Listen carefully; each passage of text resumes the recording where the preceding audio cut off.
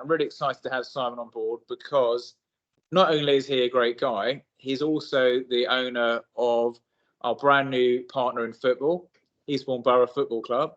And I'm really excited. I haven't actually been to a professional football match or even a semi-professional football match since the 90s when Rochdale played Barnet and I was chasing out of the stadium.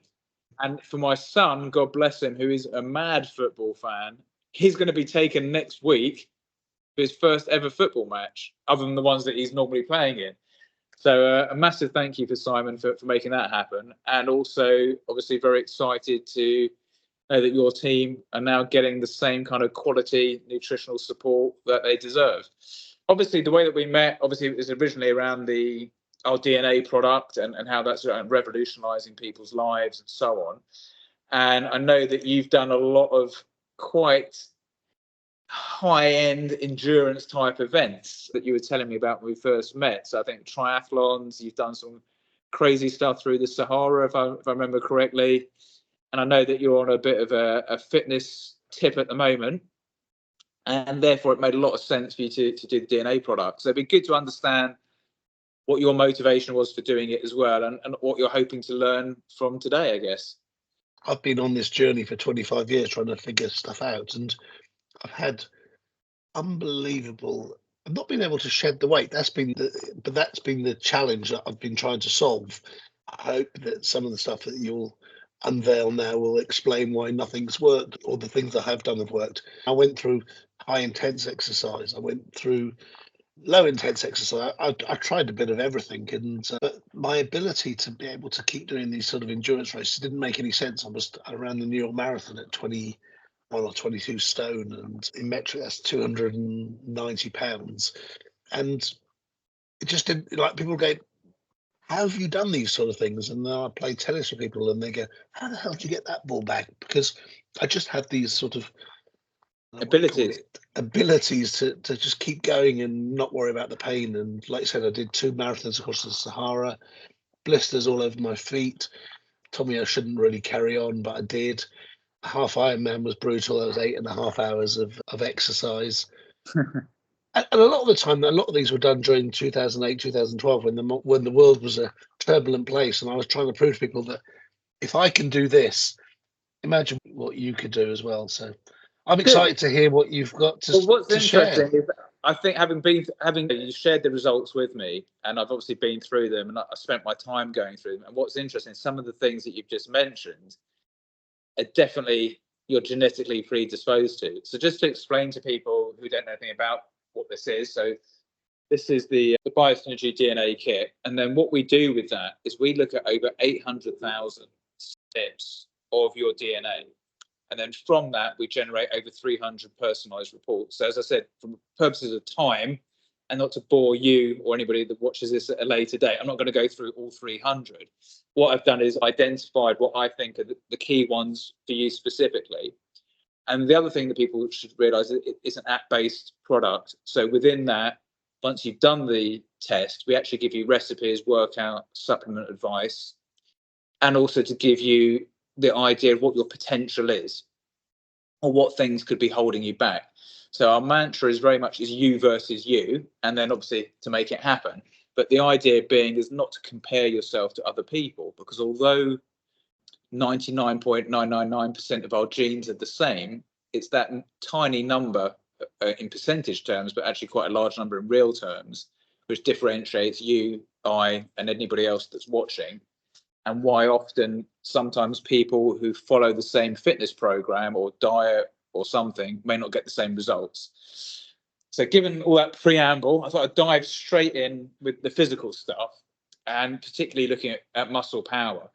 So anybody, if you go back and look at it in the app, or you can download it as you did and shared with me, we tell you which genes we look at. I'm not going to go through all of the genes that we look at. Again, if you decide to do a kit or you decide to look back at it, you can go and see what those are. But we take what's called a polygenic approach. So that means we're looking at multiple genes to give you the most accurate outcome. So this, I think, muscle power, you're above normal. And I think this kind of plays into the surprise that people get when they play tennis with you. And in fact, you're actually gifted.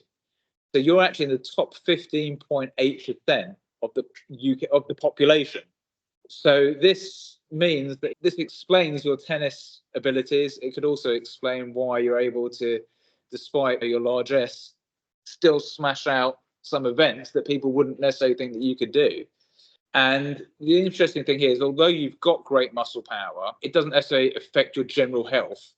So it's more looking at your sporting performance and your exercise. So this is really an opportunity for you if you decided to really go for it, let's say in the gym, and start throwing weights around. If you had a twin brother who wasn't gifted in this way, within a pretty short period of time, you would outperform your brother very quickly. But having said that, if you didn't continue, he could still catch up with you. So what this really means from a kind of technical way is that you're able to recruit fast twitch muscle fibers more efficiently and more effectively than most other people. And that with resistance exercise, you'll be able to get to a very level of sports, or a very good level in sports that require power. So it could be weightlifting, it could be sprinting. But obviously, as you've already said, you've demonstrated this, and this hopefully will actually play into the next thing that we looked at, which is muscle stamina. So this could explain a little bit more about your recovery, how you've done well in the marathons and things like that. And again, here, you're actually above normal. So this puts you in the top 20% of the population. And the muscle stamina and muscle power genes are generally utilized in the same protocols. So the idea being that if you've got good muscle stamina and good muscle power like you have, that's a really good combination, which means that you can really adapt to that kind of training really quickly, and also that you're going to recover from it very well.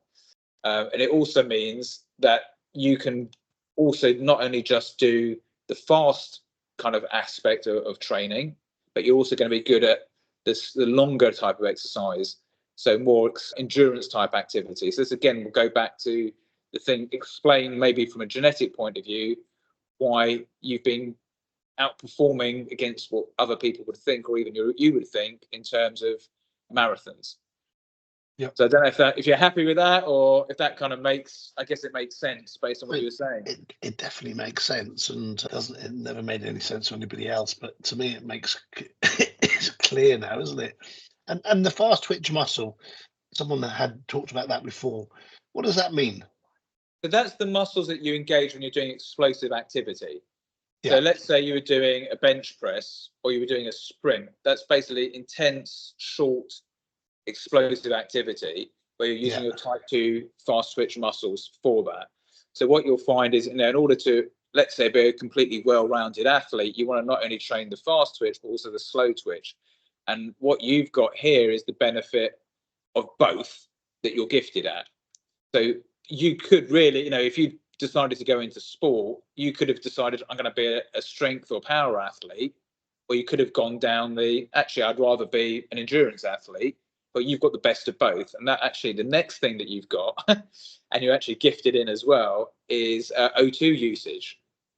So given the right direction and the right training, the right diet, and possibly the right supplement, the combination of those three things, having been privileged to look at athletes who are Olympians and so on, genetically, you're up there with them. And in fact, I'd say to have all three is very rare. So although we've talked about 15 and 20% for each of the two, to have that combination, I don't know what the percentages are, but I would say it's below 5% of people would have all three at the level that you've got. So if you're thinking of going into a master's sport, this is the time to do it. That's Steve Rowbottom, who I worked with for many years, and Olympic athlete, and he said there was something weird about me.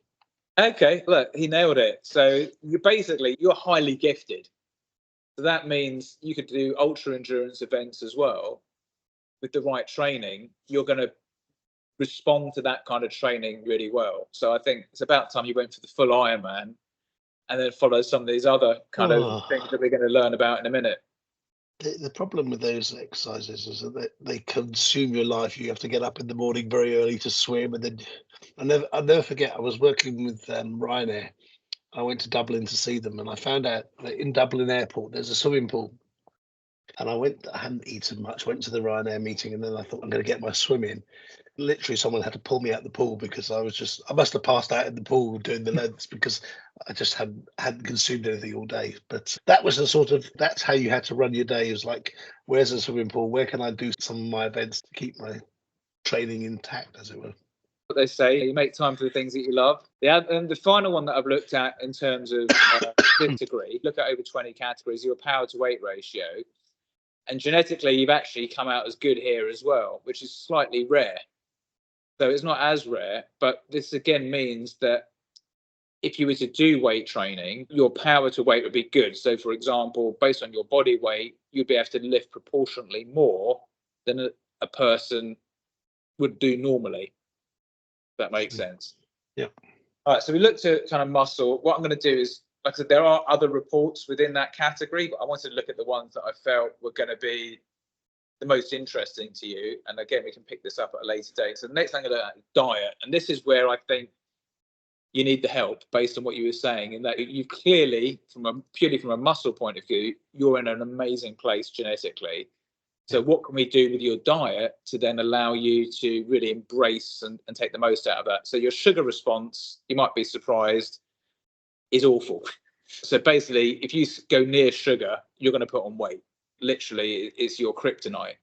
And basically, if you're interested in getting a hold of that, you've just really got to not only just look at the sugars that are added to food, but also look at the sugars that are already naturally available in food. So things like fruit juice, fruit, and so on. Sometimes people forget, because something's natural, it's still got a high sugar content. So for you, if your goal is weight management, dropping some body fat, then certainly sugar is a number one priority for you to be avoiding. It doesn't mean to avoid it at all, in complete totality. It just means that you've got to be really, really mindful. The thing that was interesting when we met in the office was you said to me you've tried different diets, and some of them have worked for a bit and then it hasn't worked afterwards. So one of the things we actually look at is your diet response.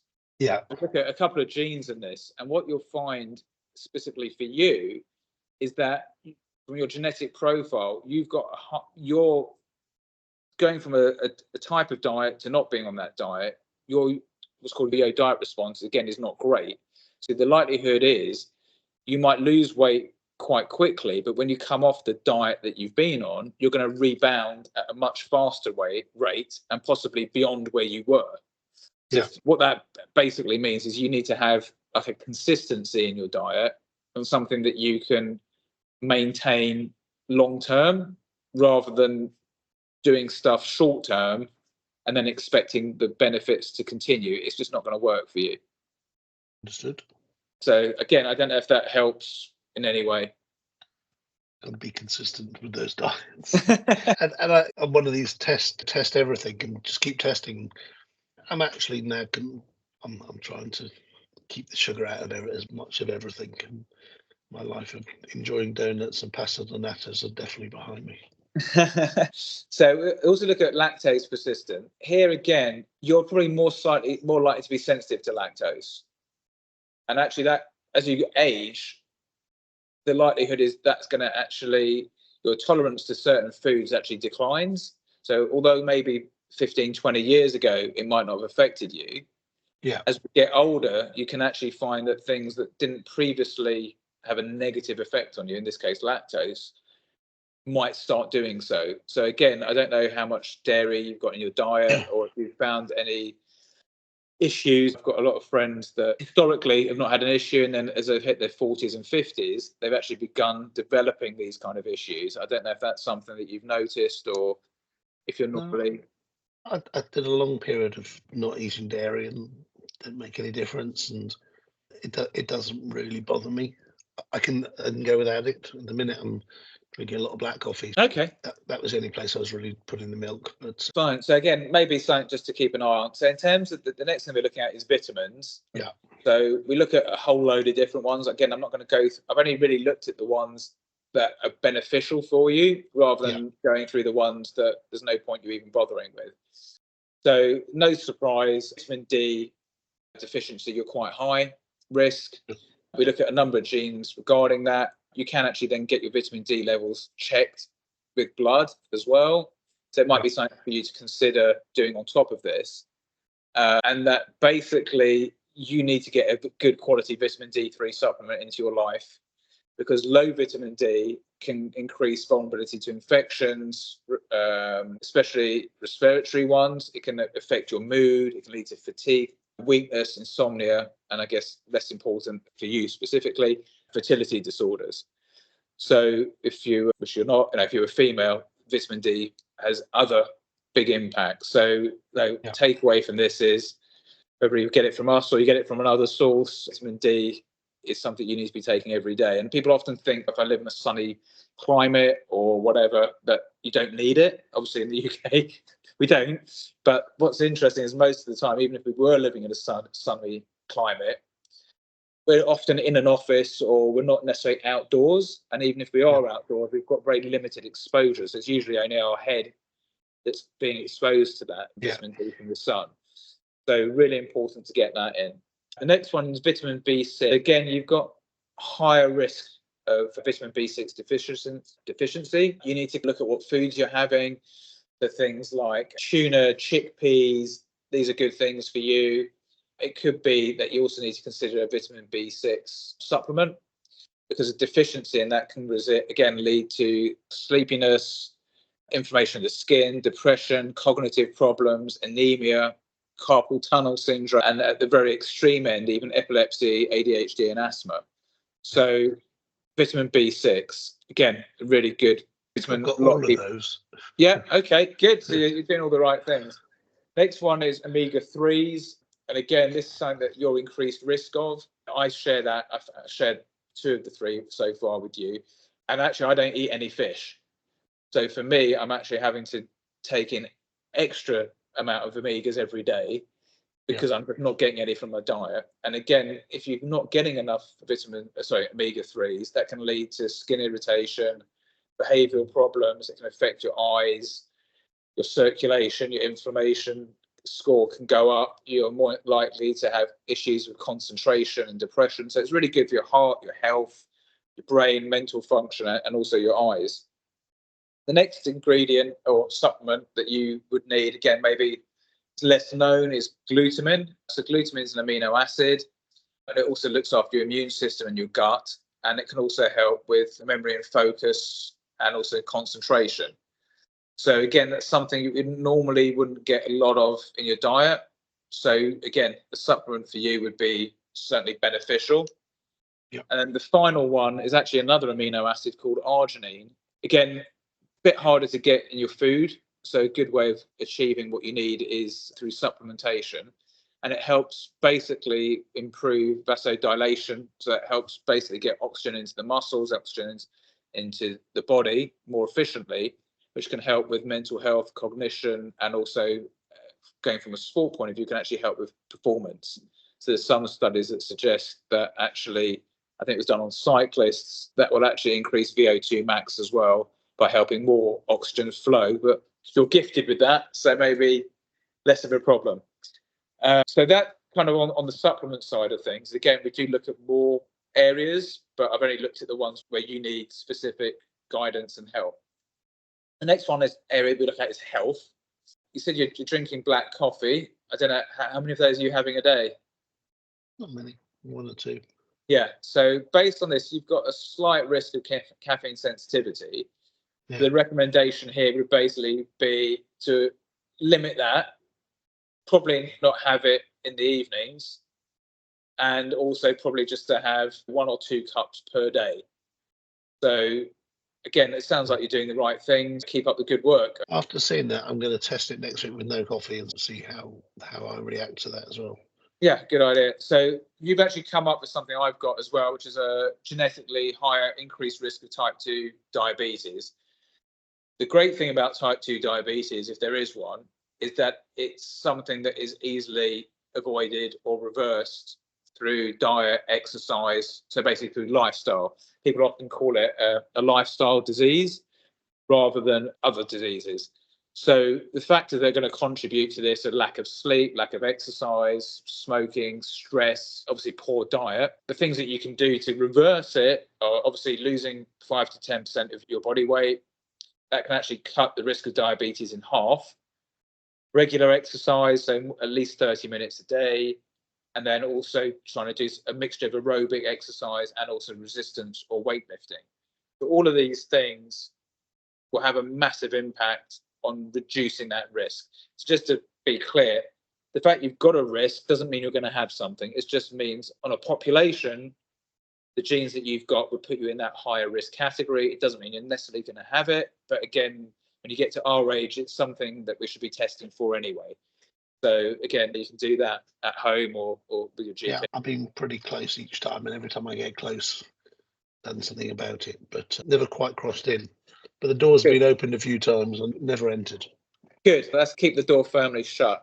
Yeah. So then I've looked at, also we look at stress. I'm not going to go into that in massive detail, but overall, you're pretty good on everything. You're not somebody that's going to be affected by stress, it would seem. Pressure doesn't seem to bother you, doesn't seem to affect your memory, doesn't seem to affect your ability to deal with things. Not unlike me, if I get stressed, I get it in my neck or my lower back, and it can be actually crippling, to be fair. This doesn't seem to be something that affects you. The good news as well, it doesn't seem to affect your heart, and also caffeine doesn't seem to feed into your stress level either. So the good news is you're about as cool as a cucumber can get whilst being a superior athlete. The more I read about you, the more jealous I am of your genes. They're a bit big on me at the minute, which is good. Yeah, absolutely. I love giving people good news as well. Looking at your sleep, so we also look at how you sleep as well. There's a number of different things that we look at here. The first one is, are you a night owl? Likelihood is probably yes. Do you share, I don't know if you would concur with that. I really struggle when people say to me, I'm not very good in the morning or I'm not very good in the evening. And I'm like, why? You're good all the time. If you say that, then you're going to be like that. And I refuse to say that I'm a night or a morning owl. I'm good. I think I was going to go back to the previous point, which is stress. I actually did a stress test. So I had stress monitors on me. Okay. And I'm very relaxed most of the time. It takes a very lot to me to get out of that sort of zone. But apparently my body is so stressed. Like even while I'm sleeping, I break. Like I'm in the red zone. So what I'm good at is managing the stress, not necessarily not having stress. And I think that's the thing I need to work on. I sleep okay. I haven't quite worked out what the optimum sleep is, but normally 6 to 7 hours, and I tend to get it most nights. Yeah, so it says you need longer sleep. So 7 to 8 hours is that area. Yeah. And obviously to get a good, if the fact that you're not letting stress beat you, whether it be mentally or genetically, is great.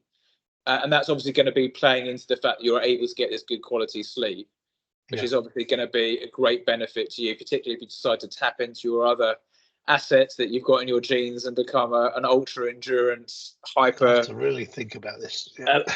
Athlete. So yeah, definitely something to consider.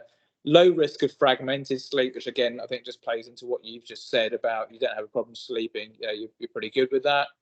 And then also narcolepsy, low risk as well. So I think the good thing is you're seeing in reality what we're seeing genetically. That's always a positive.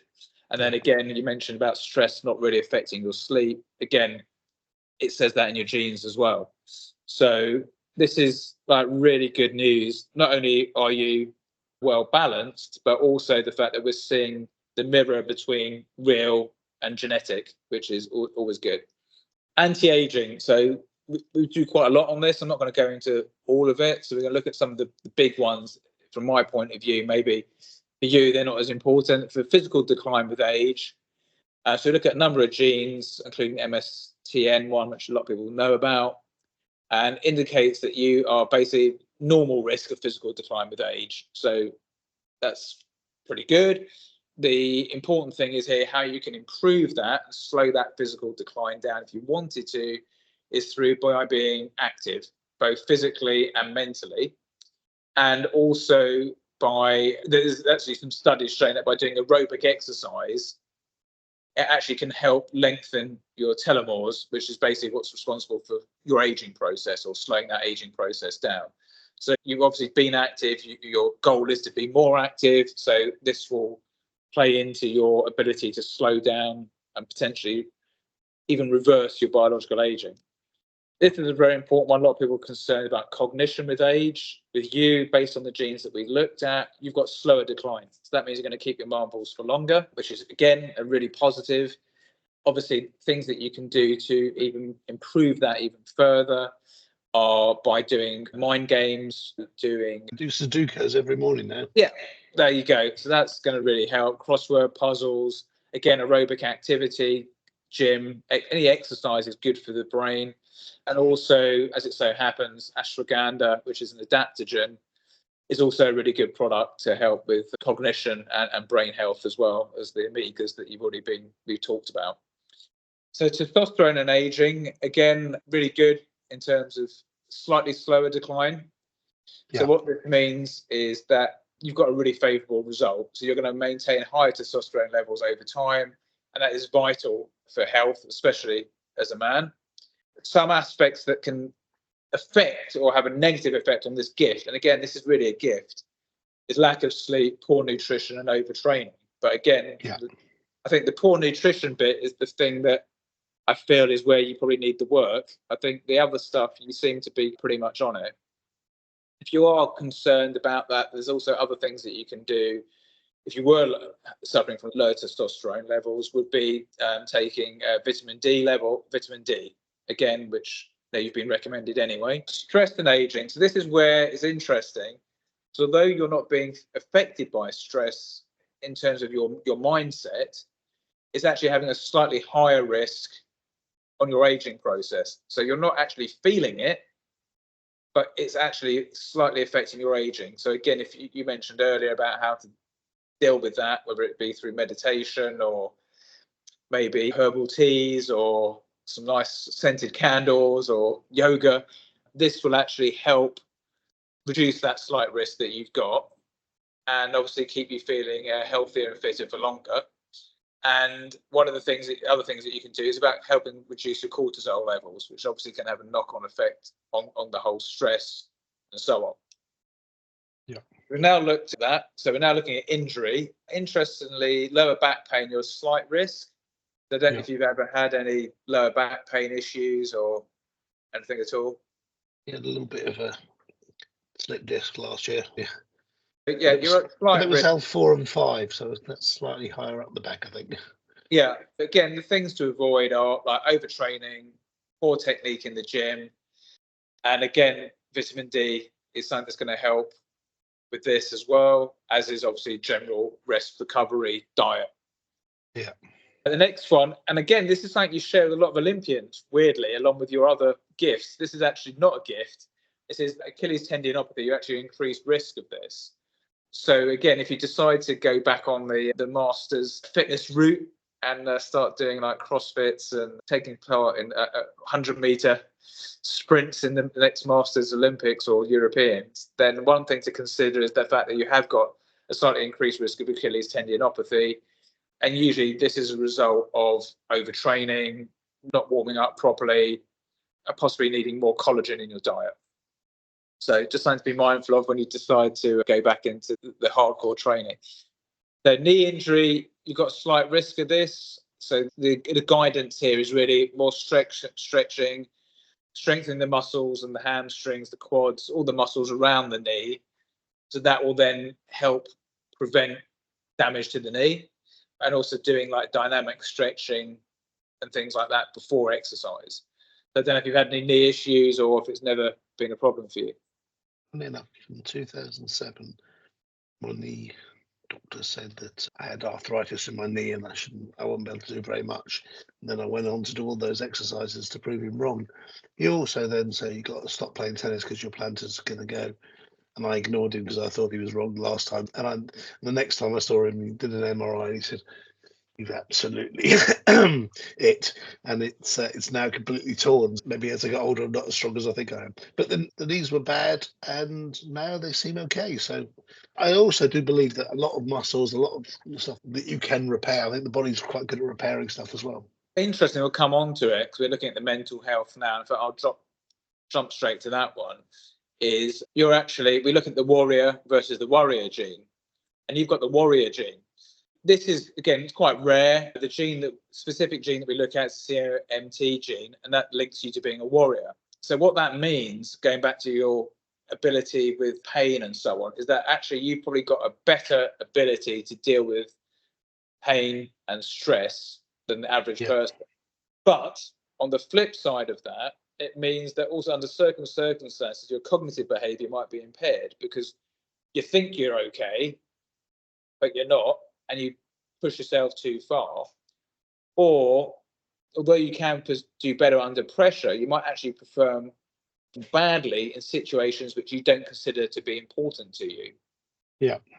So you might have to, where it's something very mundane, where it's something that's really pressure, urgent, you're very passionate about, having this gene is going to really help you and make the right decisions and do the right things and power through.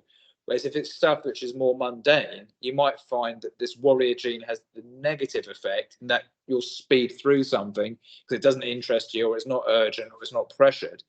So it's something just to consider when you've got stuff that you consider to be less important, maybe actually devote more time to the things that are less important to overcome that kind of tendency, if you like.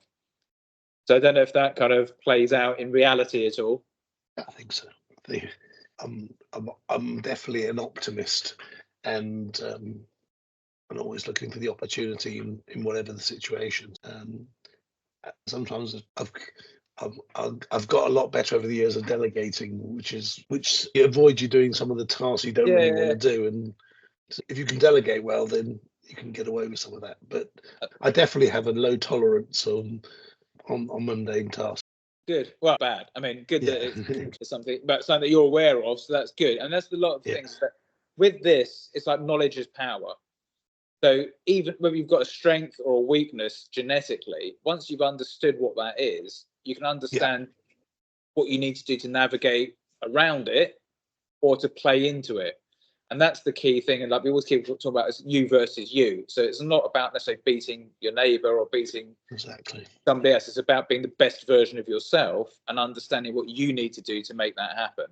And it also means that there's people that haven't got your genetic gifts, but are currently Olympic athletes because they've put in the work that they needed to do in order to make that happen. So again, it's like that nature versus nurture debate that we often hear, that having great genes will give you a positive head start, but then if you don't use your assets, they're wasted.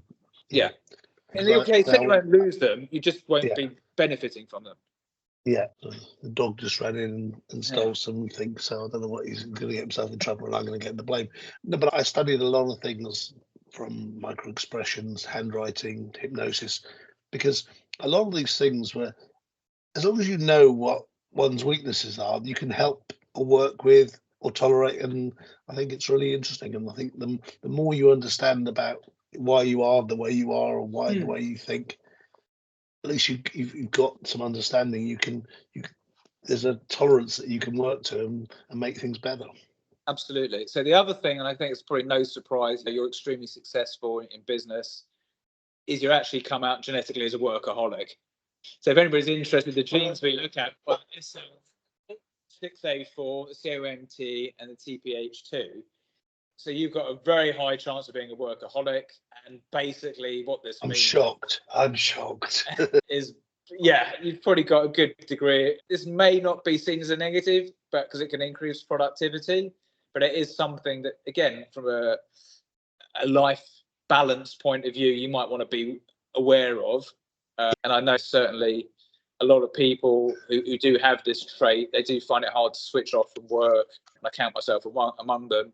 And it is really important to identify yourself as that and carve out time to do stuff that is not work related, even if your brain is still partly on it. I think the language in that is really important, because some people say, "Oh, you're a workaholic." I just say, I actually quite enjoy working, and Yeah, if I was dedicated to being a tennis player and I play tennis a lot, you get a different yeah, feeling towards the outcome. language. Yeah, Yeah, but certainly since I've left sort of commercial life and more in the football life, I've got a far better balance, and I spend a lot of time going in the sea, going to cryotherapy, and doing stuff which I think is certainly more calming on the body. good. So the other thing is, again, from the mental aspects that we look at, and you've mentioned about Sudoku already, is that dealing with memory tasks, you've got high ability on this. So again, I don't know. So when it comes to things like this, is quite a rare outcome as well. So if you wanted to really intro, you could go to Las Vegas to become a card counter. If you put your mind to it and you did a bit of practice, that this is something you would actually be. So perhaps once you've gone back, becoming a successful athlete, made all your millions doing that, whether at the top of whatever your chosen sport was, once you've come to retire again at maybe 80, you can then go and become a card counter in Las Vegas and just build your fortune more. So I don't know how that appeals to you. I mean, it's weird because I've had an incredible memory. I remember things that might be said in a nanosecond. I thought, oh, I remember that being said.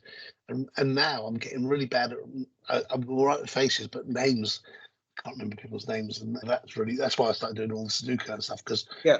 I feel like my brain is slowing down. And so, yeah, but it's good to know. I'm going to start counting the cards a little bit more now. Yeah, it could be as a result of, like you said, if you've gone from being very commercial to now a less commercial person, or animal, that as a result of that, when you were commercially in it and your workaholic gene was working harder, you were probably engaging this kind of memory aspect as well a lot more. And obviously, as you've slowed down a little bit, you probably find that you're having to rely on it a bit less, because as long as you can remember who's on your team, you're probably okay. Yeah, remember their names. That's important. I even remember the fans' names, but sometimes I had these sort of blanks, and sadly my mum has dementia at the minute, and honestly, since she's got it, I wonder if I've just sympathy. It could be. You get a brain, I call them brain farts. Yeah. So the other thing is night productivity. Although you could stay up late, will actually genetically, what this suggests is that your productivity would actually decrease in the evenings. Yeah. So I don't know, again, when you were more commercially driven, did you find that you were better, more productive during the day than you were at night? For me, pretty much as soon as I get home, I know my brain is on autopilot and I'm not going to do anything productive past 8 o'clock at night. I don't know if you find something similar, or if you're. The challenge I had was a lot of my business was in the States, so my days would really pick up after lunch. Yeah, I was still switched on at sort of 10, 11 o'clock at night, because that was only 5, 6 o'clock in the States, or 4 o'clock in LA. But as a general rule, would you find yourself feeling more productive during the day as opposed to nights? Say now that you're not doing that so much. I've definitely slowed a lot down, and I'm probably more productive first thing in the morning, and as the day goes on, I get a hell of a lot less productive. Unless it's urgent. And if it's urgent, then I can switch on. Yeah, that would be that warrior higher function kicking in there. So the next area we look at, as I said, 20 areas. We're now looking at, we're going from mental health into gut health now. So again, I think we mentioned it earlier about lactose. Interestingly, gluten intolerance, you've got a mild risk. Yeah. So again, that could also explain why some of the diet choices you've made haven't necessarily worked for you. So I don't know if you've gone on like the high carb, low fat, low protein diet before, but that probably wouldn't have worked for you, for example. And some of the symptoms that you could expect would be things like bloating, looseness in the toilet, that kind of thing. I don't know, again, if you found, when you're eating a lot of pizzas or bread or challah, that you found that's had any kind of slightly negative effect. Again, it's not high risk or in the mild risk category. That might be something that kind of certainly better. I'm certainly better if I stay away from the gluten and the potatoes. So I just need. But the thing is, I love both of them, and especially when they're deep fried, the chips. But it's definitely something that I'm trying to And this is why I'm testing all these things now and saying, okay, let's see if we can do better without even the fizzy water. Just let's. Yeah. I feel constantly bloated, and I think that's the. And I've been trying to keep gluten free for a while, but I mean, the other thing is, I say to people with this is you've got to decide what's important to you. Yeah. So I think if you are, and I am, I love bread. I love pizzas. I love ciabatta. I love basically anything with gluten in, cereal. And I know it's not necessarily the best thing for me, but I don't drink, I don't smoke, I don't do other things. So it's like, I think we've all got to have a weakness. Yeah. And we're here to enjoy life as well. So I think the thing is, if you can say, look, I'm going to have gluten. I know it's not great for me. It's going to have a slight impact. But you know what? On balance, I can live with that. Yeah. And that is the route to take. And I think that applies to everything that I've said. I'm not saying that you should go out and start doing 200 kilo deadlifts just because you genetically predisposed to do it. Just because you can. Yeah. Yeah. You've got to do it because you want to do it, and it's something that is going to enrich your life and make you happier. Yeah. Again, although you're very good at dealing with stress, as we've mentioned in a couple of other areas, it does actually affect your gut health a bit.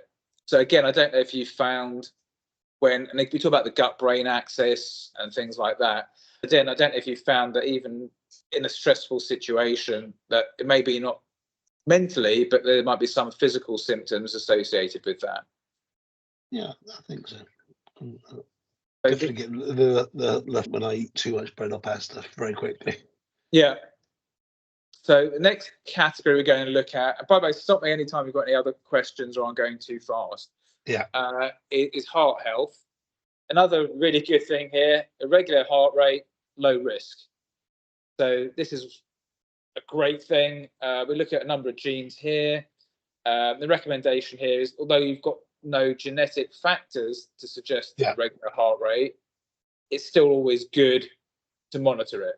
And obviously, if you were to find your heart rate changing, from fast to slow, or there was anything that was giving you a kind of cause for concern regarding your heart rate, definitely go and see a doctor about that. The good news is that on balance, you're less likely to have an issue there. So I think that's a good thing. On the flip side, genetic high blood pressure, you're at increased risk. That I do know. You do know that, okay. So that was a genetic thing that you've inherited from some ancestor along the line. It's quite a common outcome, so there's nothing to be concerned about. And again, a bit like the type 2 diabetes, it is very manageable through diet and nutrition. So look at things like foods like beetroot, which are rich in nitrates. That helps with that. And obviously exercise. Again, nothing to be concerned about, very manageable. Obviously, there's very easy ways to measure the blood pressure. And again, if it were going in the wrong direction for a period of time, obviously we'd recommend that you go and see your doctor or cardiologist or something. The other thing, and again, if you like bread like me, the other thing you probably also is salt, and that you've got an increased risk of that leading to that high blood pressure, which again, obviously salt does lead to high blood pressure anyway, but particularly with your genes, you're higher risk of that. So basically try and avoid adding salt into your food if you can. The next area we're looking at is cholesterol, LDL versus HDL imbalance. Again, you've got slightly increased risk here. I don't know how often you get your cholesterol levels checked, or if the last time I had them checked, they said they were incredibly low, and they were quite surprised. And if I'd lived in the States, they would have taken me in as a guinea pig because they couldn't understand it. Really? So that's good. So again, although you've got that risk genetically, you've swerved it. And again, that can happen. So again, having a risk or a talent doesn't necessarily mean you're going to express it. It's going to be down to diet, lifestyle, exercise. Having said that, the good news is you have got low cholesterol, is that there's lots of things that you can do anyway to help reduce that. Again, exercise, reducing that stress that you have. Antioxidants such as selenium and vitamin C can also help. Okay, we're nearly at the end here, Simon. If you can stick with it for a little bit. I'm a warrior, of course I can. Excellent. So the next area is immunity. You've got good response. So we look at lots of genes here. You've got a really good immune response based on a genetic level. this is a reasonably common outcome, which is good. But again, it's really important here not to overlook the importance of a balanced, healthy diet, regular exercise, getting enough sleep, and again, looking at vitamins like vitamin C, B, and D, and selenium to help boost your immune system even further. Nothing surprising there. The next thing we look at is the PTMPN22 gene and how that affects your immune system, and that's normal.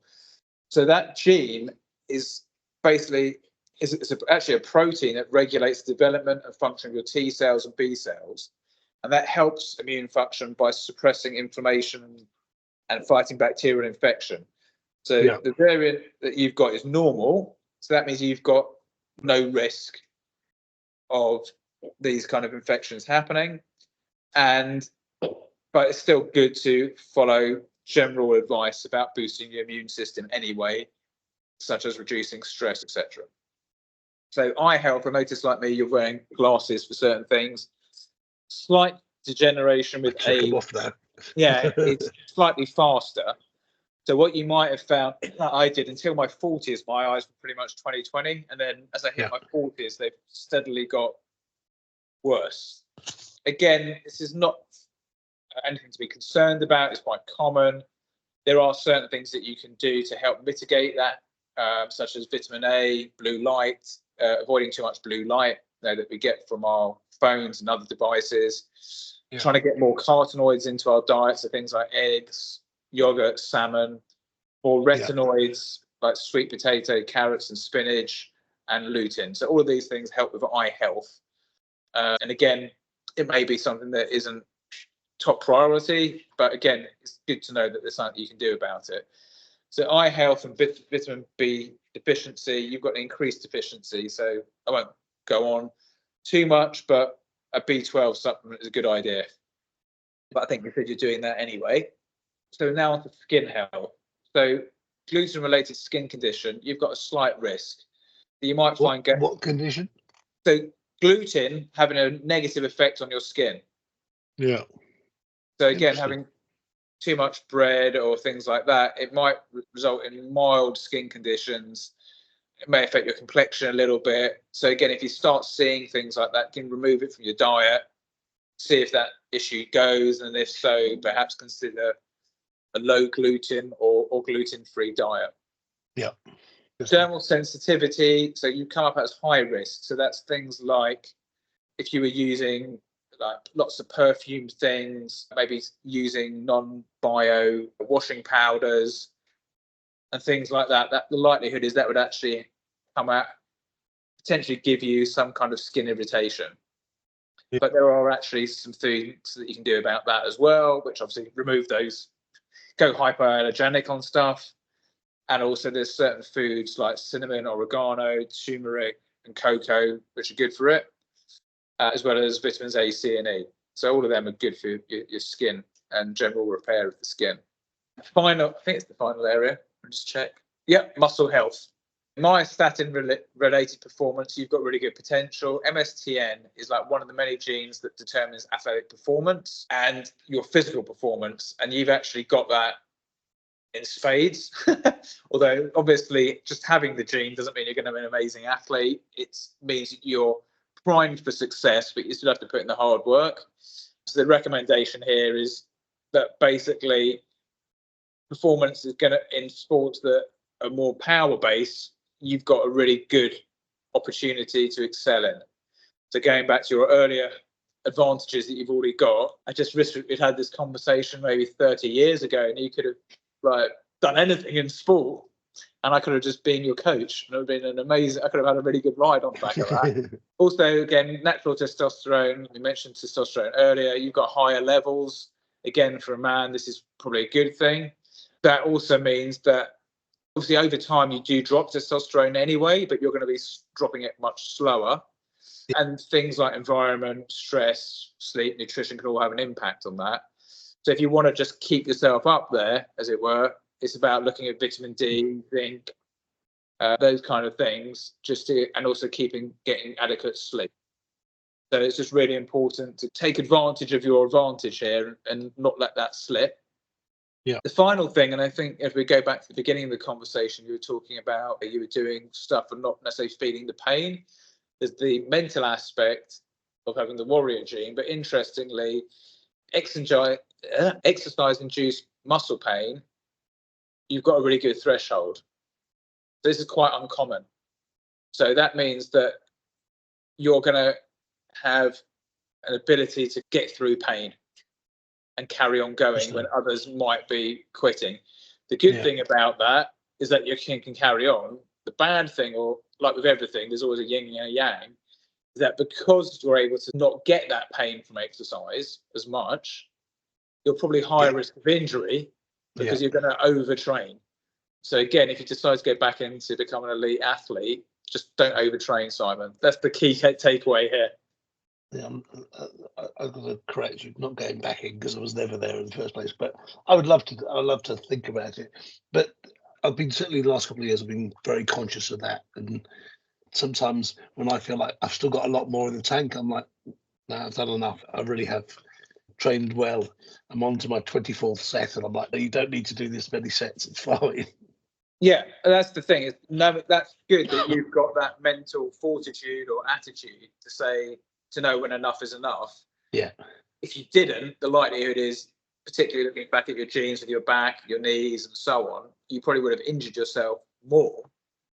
I had a great physio who used to repair me. He literally, if I went for a run and I'd come back in on the Monday, and he'd literally just induced a load of pain, but I could go again. So I've always had some really good physios around me. And maybe it wasn't the physio, maybe it was your genes. The physio was just taking advantage of your good genes. He was just going, that's quite good.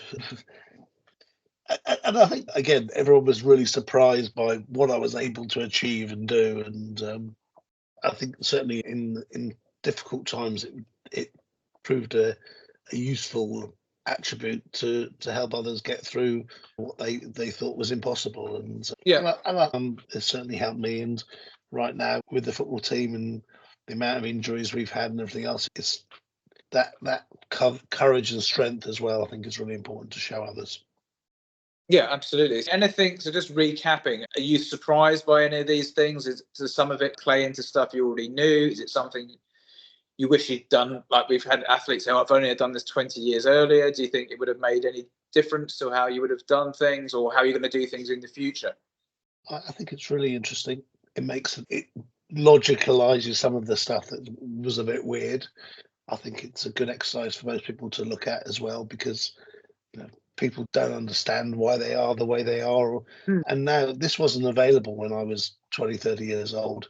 Now there's so much available, and I think anybody who's at that age who should be looking at themselves and going, what is possible for me? What could I do? And what should I do? And I think and I'm going to work with you to help you get that message out there, because I think this is so valuable to the youngsters, and they think that they might be limiting themselves at this time, when actually they might have the great genes to do amazing things.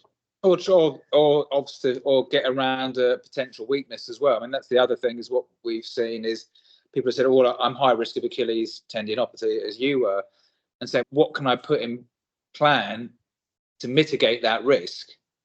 Yeah. Or rather than just purely playing into the strengths, it's about mitigating the weaknesses as well. Yeah. The other thing, so what, taking away from this, do you think that you might change or do things differently? I'm definitely going to look at the gluten and the dairy, because I don't think I need either of them really. Gluten-free donuts and croissants are nowhere near as good. Conscious about the mental fortitude with everything within the family, and I think that's something I want to get on to early. I can keep my mind as strong as I possibly can, and I'm thinking maybe paddle, tennis. Tennis is a bit rough, but paddle is all about reaction. So maybe I'm going to become a world champion paddler. Hashtag make it happen. Why not? Yeah. On this date here, whatever it is, 22nd of March, I decided to really have a look at it. I've never even played paddle in my life, ever. But right now, I'm going to go and investigate it and see if I can get good at it. Excellent. Thank you so much for your time, Simon. It's been a pleasure speaking to you. And I look forward to our next conversation. Up the Borough and up by the Synergy. Brilliant. I'm just going to turn this off now. Stop recording.